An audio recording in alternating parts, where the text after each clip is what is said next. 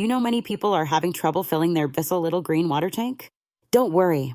In this video, we'll show you how you do this. Let's start. Step 1. Remove tank.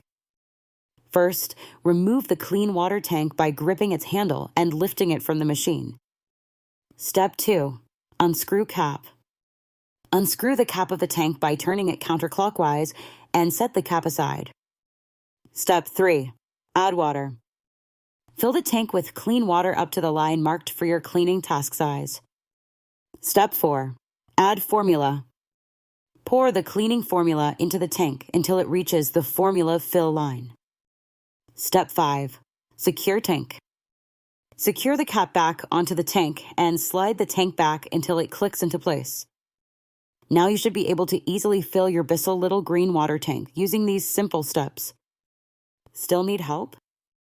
Visit our website for the complete manual. There you will also find questions and answers from other Bissell users. Did you find this video helpful?